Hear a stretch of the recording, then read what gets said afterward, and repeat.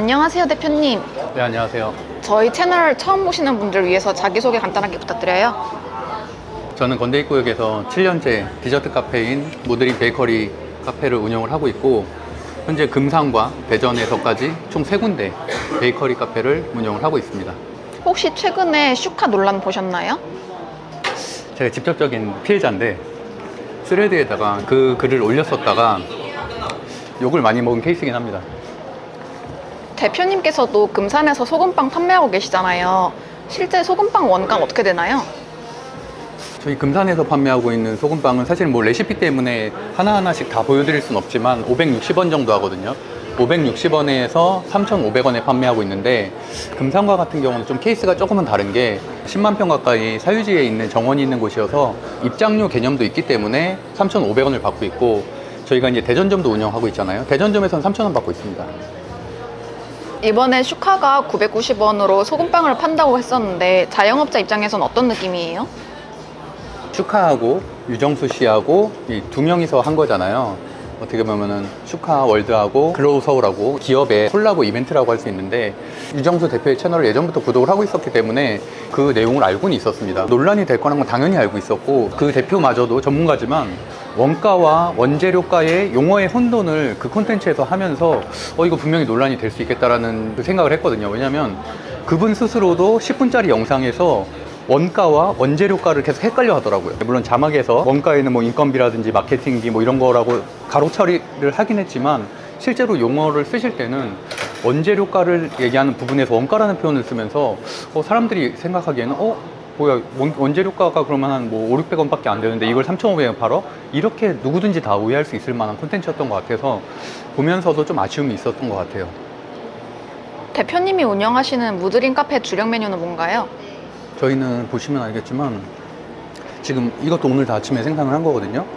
대부분 다 프림 푸딩류를 생산을 하고 있고요. 뭐 레몬 티라미슈나 티라미슈, 그다음에 가토 쇼콜라 뭐 이런 종류를 생산하고 있는데, 제가 뭐 일일이 원가표를 보여드릴 수는 없지만, 사실은 가토 쇼콜라 같은 경우는 원재료가율이 한 37%까지도 갔었어요. 그러다가 최근에는 레시피 좀 조정을 하면서 떨어졌는데, 저희 가토 쇼콜라 같은 경우는 7년 동안 팔았는데 한때는 이 원재료가율이 40% 가까이 임박했을 때도 있었어요. 러시아 우크라이나 전쟁 때, 그때는 전쟁 때문에 초콜릿 가격과 버터 가격이 올랐음에도 불구하고 6,000원을 받았었거든요. 지금은 가격 인상을 했는데 제가 7년 동안 운영을 하면서 초창기보다 지금까지 우유값, 버터값, 그리고 초콜릿 값은 거의 50% 이상 오른 건 확실합니다. 레몬 티라미슈 같은 경우도 지금 금삼점 같은 경우는 함량이라든지 사이즈가 좀 다르긴 한데 40%가 넘거든요.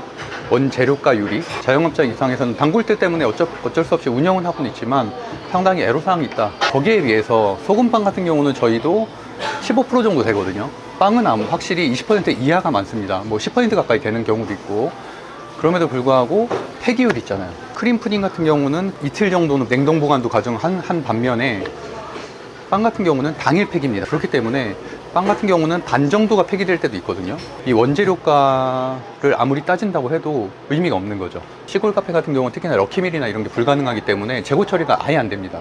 그러면 다 그냥 버려야 되거든요. 그런 내용들은 슈카이 콘텐츠나 유정수 씨의 콘텐츠에는 전혀 다뤄지지가 않았으니까 좀 아쉬움이 있습니다. 그러면 원재료가가 낮은 거를 판매하셔도 될 텐데 왜 이렇게 높은 걸 판매하고 계시나요? 저 같은 경우는 그나마 본업이 있잖아요. 제가 뭐 경제 유튜버도 하고 있고 여러 가지 사업을 하고 있으니까, 그래서 뭐 매장 자체는 손해만 보지 않으면 된다 정도로 운영을 하니까 사실 판매를 하는 거고, 저희도 벌써 배달한 지 7년째거든요. 단골들이 워낙 많아요. 특히나 가토 쇼콜라는 지금 매니저도 그렇고 파티쉐들이 다 빼자고 하는 거거든요. 왜냐면 초코 함량이 너무 높다고, 이런 초콜릿 처음 먹어봤다고 하는 사람들 되게 많아요. 그럼에도 불구하고 워낙 뭐 평들이 좋으니까, 그리고 저는 본업이 있으니까 사실은 운영하는 것 뿐이지, 그게 아니었으면 저도 사실은 뭐 소금빵이라든지 원재료가율이 낮은 걸로 다 교체를 했겠죠. 얼마든지 할 수 있는, 저희는 40평 규모이기 때문에 충분히 뭐 베이킹을 다 할 수가 있거든요. 이렇게 버터와 우유, 생크림이 많이 들어가는 디저트들은 필연적으로 원재료가율이 높을 수밖에 없는데, 그냥 제가 운영하는 이유는 단 하나입니다.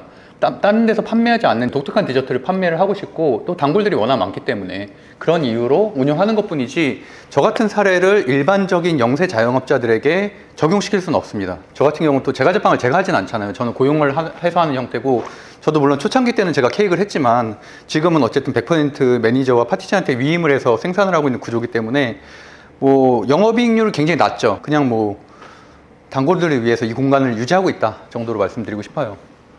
대표님께서는 이번 슈카 990원 소금빵 논란에 대해서 어떻게 생각하시나요? 우선 저는 법학을 가르치는 교수잖아요. 제일 아쉬웠던 부분은 제가 1학년 때 법학을 배우면서 교수님들한테 항상 들었던 얘기는 용어 정리가 정말 중요하다는 말씀을 하시거든요. 그렇기 때문에 법률 용어 사전이란 것들도 우리가 구매를 해서 그거부터 학습을 하고 어떤 이론들을 배워요.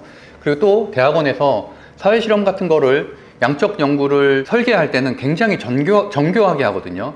가설을 세울 때도 정교하게 하고 표본 집단은 어느 정도로 삼을 거고 이 실험을 통해서 얻을 수 있는 가치에 대해서 여러 가지 뭐 가설들을 세우곤 하는데 슈카월드나 유정수 대표나 제가 정말 좋아하는 두 분의 유튜버긴 한데 편집점 때문에 많이 날아가서 그런 건지는 모르겠지만 빵플레이션에 대한 문제 제기를 하기 위한 사회 실험이라고 가정을 한다고 해도 부연 설명이 조금 약했다. 그리고 용어 정리, 앞서 말씀드린 것처럼 원가와 원재료가는 분명히 다른 개념인데 이거를 혼동해서 쓸 정도로 용어의 개념이 좀 혼재되어 있었다.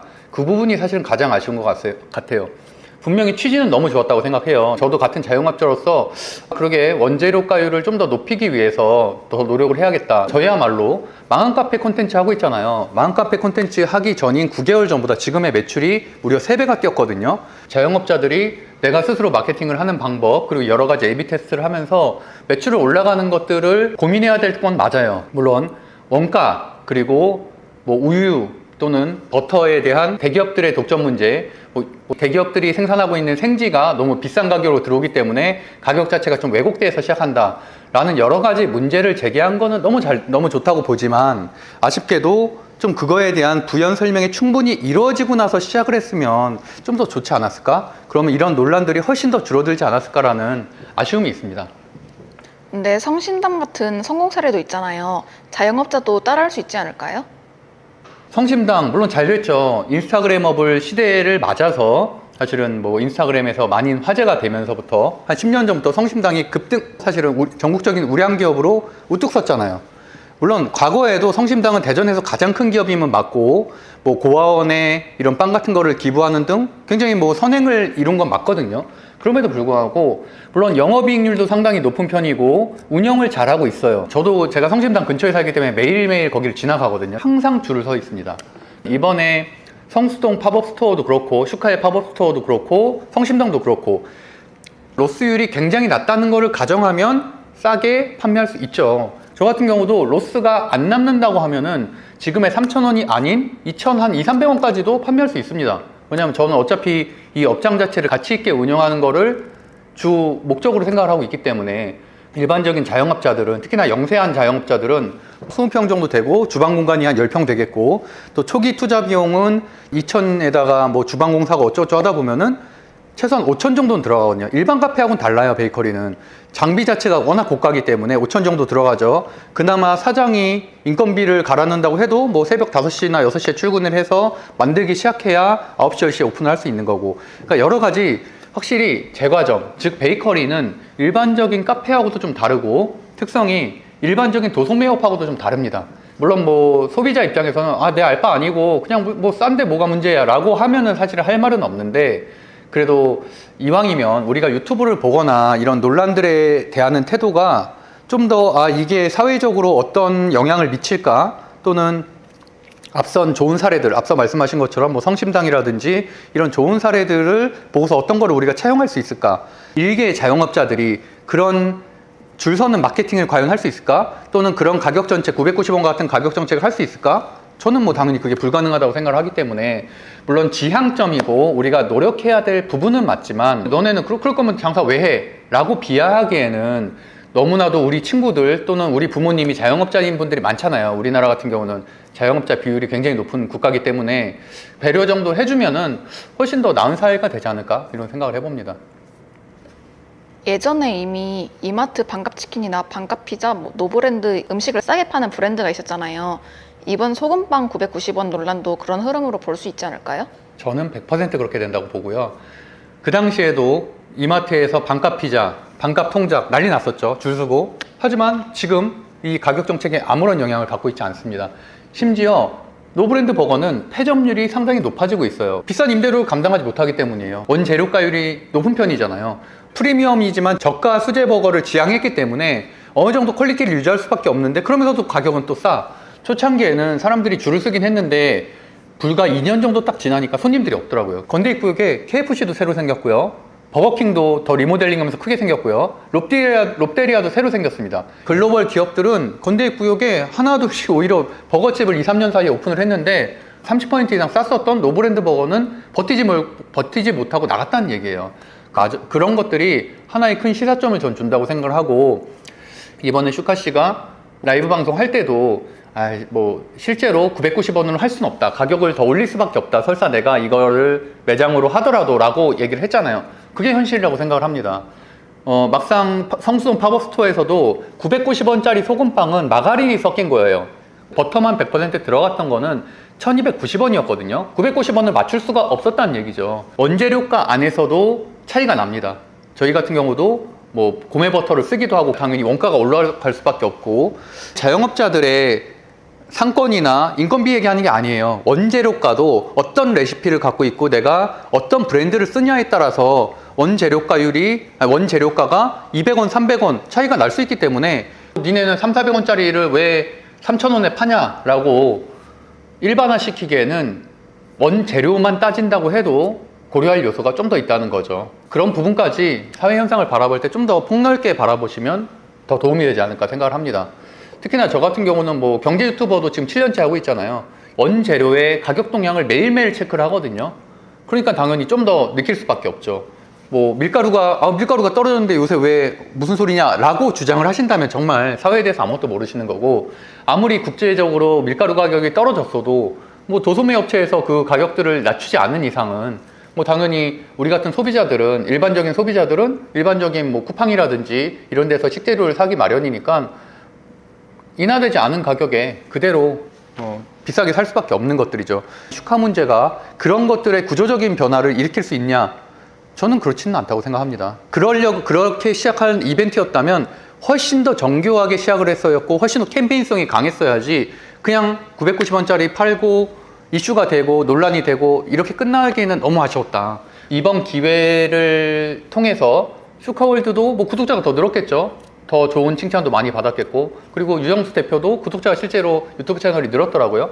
물론 그 두 분은 수혜를 받았을 수도 있지만 앞으로는 어떤 유튜버든 영향력 있는 사람이든 이런 것들을 좀 더 기획할 때는 사전 설명이 좀 더 정교하면은 너무 의미도 있고 사람들에게 싼 가격으로 제공해 주니까 보람도 있고 그렇게 되지 않을까 생각을 합니다. 그럼 대표님께서 7년 동안 카페를 운영하셨잖아요. 그동안 느꼈던 원재료에 대한 문제가 있나요? 일단은 러시아 우크라이나 전쟁이 가장 크죠. 그때를 변곡점으로 시작해서 가격이 급등을 하기 시작을 했으니까. 하지만 지금도 러시아 우크라이나 전쟁 끝나지 않았잖아요. 러시아나 우크라이나 전쟁이 끝나고 나면은 원재료가 자체가 하락할지는 모르겠지만 국내에서 생산하고 있는 우유 가격 하나도 통제하기는 상당히 어렵습니다. 아무래도 식량 안보의 개념이 있죠. 그렇기 때문에 이번에 트럼프의 한미 무역 협정에서도 농축산물을 뺐잖아요. 그 이유가 굉장히 예민한 부분이죠. 국가의 근원 사업이긴 하고 AI라든지 이런 신산업 사회의 각오는 있지만 그렇다고 쳐도 국가의 1차 산업을 무시할 수는 없거든요. 농민분들이라든지 이런 1차 산업에 종사하시는 분들의 생계도 국가 차원에서는 상당히 중요한 정책적인 고려 요소이기 때문에, 그래서 이번에도 대통령이 직접 나서서 한미 무역 협정에서 그 부분은 빼겠다라고 명확히 공언을 하고서 협정을 시작을 했잖아요.